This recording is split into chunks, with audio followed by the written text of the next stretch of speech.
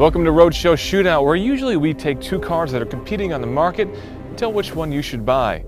Today it's a little different though. Today it's NSX versus NSX as we celebrate the return of a Japanese motoring icon. We're going to be taking the new car and putting it through its paces on the road and on the track. But first, let me introduce you to this beauty. This is a 2005 NSX, one of the last ones imported into the US. It has a 290 horsepower V6 mounted in the middle, clean classic 90s styling, and I love everything about it. And this is the new guy. It is the swoopier, more aerodynamic, and more aggressive looking 2017 NSX. It doesn't have one, not two, but it's got four motors in it, the biggest being a 3.5 liter twin turbocharged V6 engine with about 500 horsepower. That's connected to a 9-speed dual clutch transmission. There's a motor up front that drives each wheels, meaning it's got all-wheel drive. All-wheel drive in an NSX. I don't know about that, John. Well, I don't know about it either, but I think we should go for a drive and find out.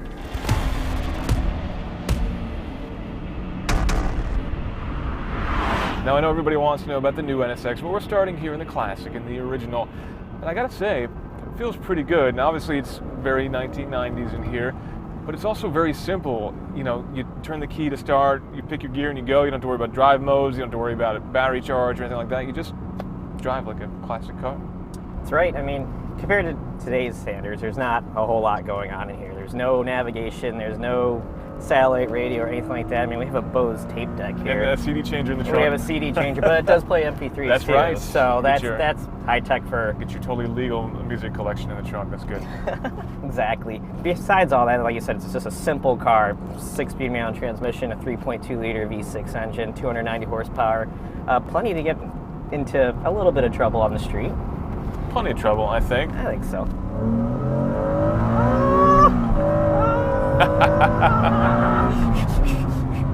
VTEC kicking in, yo. The unicorns, farts coming out of the exhaust. As soon as you slot that into first gear and go, right, suddenly any doubt that you have about the quality of this car just goes away. And the one thing about Honda Acura, they know how to do manual transmission so well. I mean, it's such a nice, slick shifting car. And just it being such a simple car, I mean, the steering is so direct, it's nicely weighted, it's communicative, the engine's responsive, and it pulls pretty well through the rev range, I think. Yeah, 290 horsepower is not a lot, but it just feels like the right amount for this car. It feels like the right amount to have a great time on the track. We've both taken this car on the track and had a lot of fun with it. And man, it's hard not to fall in love with this car and start to go on Craigslist and bring a trailer and start to see if you can find one. Sadly, I think, though, we missed the bottom of the NSX market by a couple of years. Yeah, unfortunately, but I'm still going to look. I will too. Yes. I'll dream anyway. I'll dream.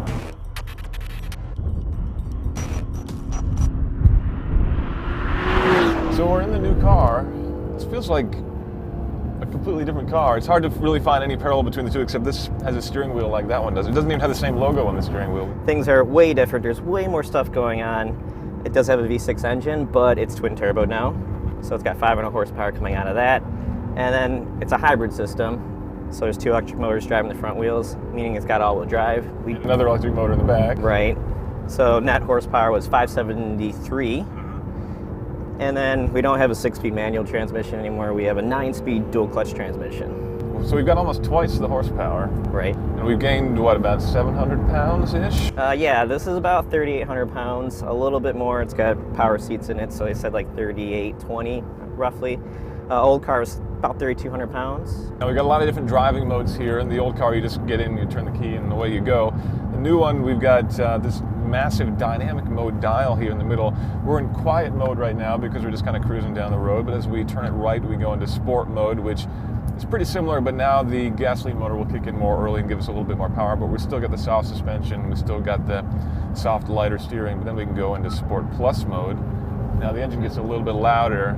There are two tubes running from the intake into the cabin here, one behind your head and one behind mine, so we've got a little bit more engine noise in the cabin now. And you go all the way to the right, hold it here, and then it'll beep at you, and you go full-on track mode where you get... Now it starts to sound all right. That sounds much better. Like when at idle and quiet mode, it doesn't sound that good. It's, like I think I told you earlier, it sounds kind of like a cement mixer. It's just really coarse and just not all that appealing. And the exhaust, we've got baffles there as well, so as you go into the different modes, then it gets louder on the outside as well, but really still not very loud on the outside. I mean, we are talking twin turbo V6, so A lot of that beautiful engine noise gets muffled by all that. So even on the track, there's not a lot to hear in this car. But I think we got a lot more testing ahead of us before we can make any sort of conclusion on the road, on the track. We got to get this guy on the track. I've been on the track a little bit, but I think we might need a little bit of help to really get the most out of this car. What do you think? I think you're right, and luckily, I got a guy. You got a guy? I got a guy. All right.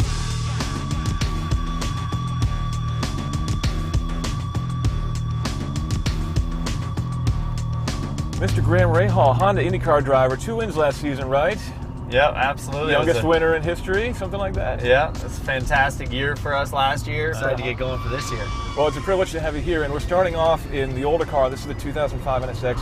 Probably your dad had a bit of a hand in developing, right? Yeah, Dad had a little hand in developing this car originally. Obviously, Senna's the most well-known, but yeah, Dad still thinks very highly of this, and you know, this is definitely one of the most iconic cars of its time, and really what changed the look of supercars forever.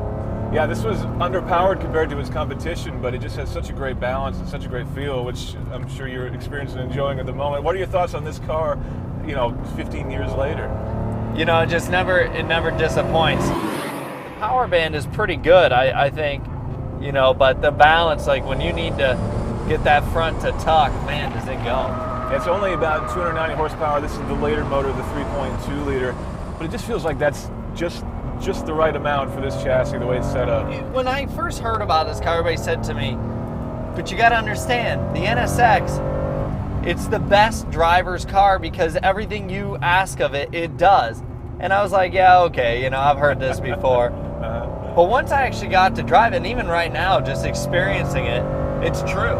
I mean, the balance of this car is magnificent.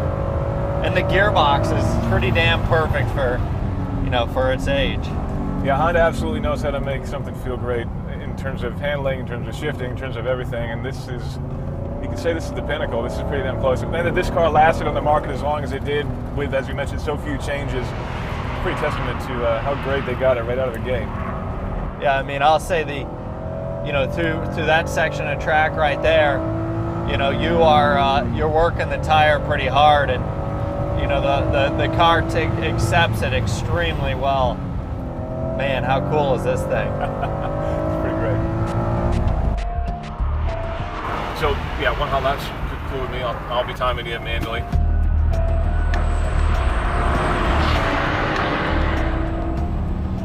I mean, the car goes absolutely wherever you want it to go. Power band is actually very nice for a car that wasn't really known for horsepower. It was always underpowered, but you can utilize it very, very well. Man, the balance is so good in this car.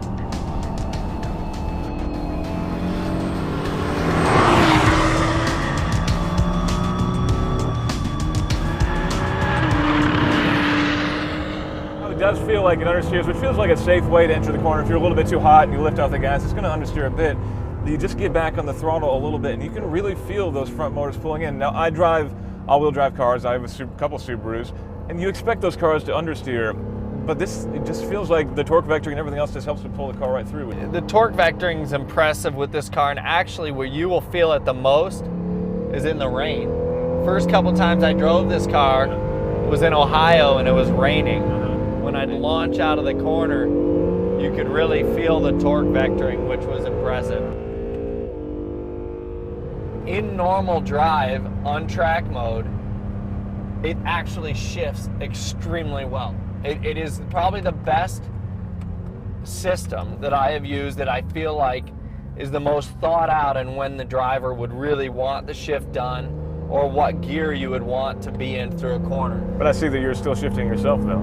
I like to shift, right? So, you know, for me, I do it on my own because there's some corners where I might want a little less revs, or there's some corners I'm gonna want more revs, because based on that, I can get the car to handle in different ways.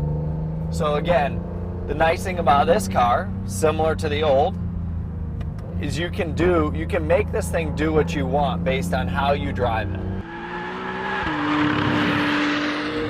Are there any parallels that you can draw between the feel of this car and the older car? Are there any similarity, any DNA that's shared out here on the track? Well, I think what you see is it's a car that responds very well to driver feel, to what the driver wants of it. If you want to go, have a ride on the track, you can do it with this thing. I can pitch this car in and get a little oversteer, and that's exactly the way the old car was. It's not so overly refined that you can't have fun. This car does everything you want when you want it, and it's the everyday supercar. I think that this is going to be a car that a lot of people are going to really, really enjoy. Now we've got the track, the whole track to ourselves. You just got out of the 2005, did a hot lap. What do you think about maybe doing a little hot lap action and this guy, just to see how they compare? Let's do it, absolutely. I think it'd be very interesting to see what the pace difference is.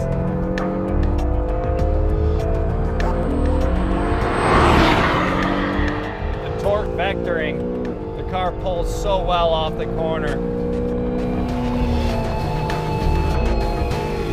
There's an extra downshift to make the car turn a little better. Same here. Use the RPM.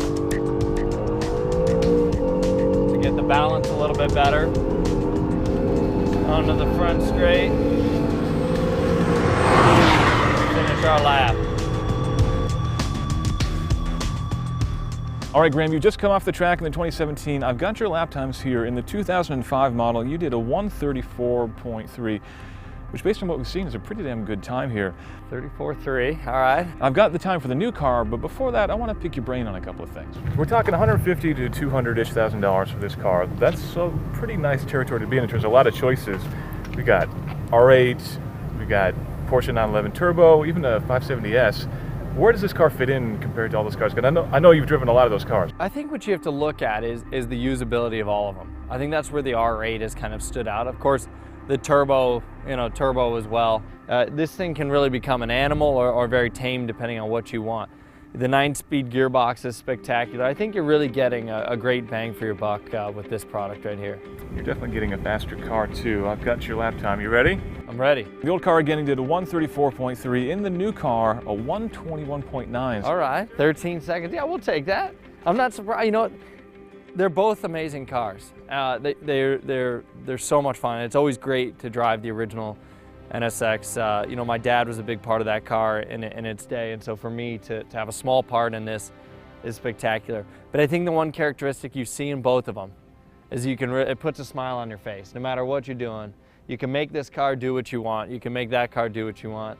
Obviously, that's got 3 pedals. This one only has 2, but so much fun driving them, and of course, you're going to get the reliability of a good Honda Acura product. So you don't have a problem not having a manual transmission, not having rear-wheel drive, because a purist will frown upon an all-wheel drive system and a dual-clutch transmission. They do, but then there's also a lot of people who want to come out to a track, they want to go have some fun, and they don't want it to bite them, they don't want it to be too difficult, they want to come out and enjoy themselves.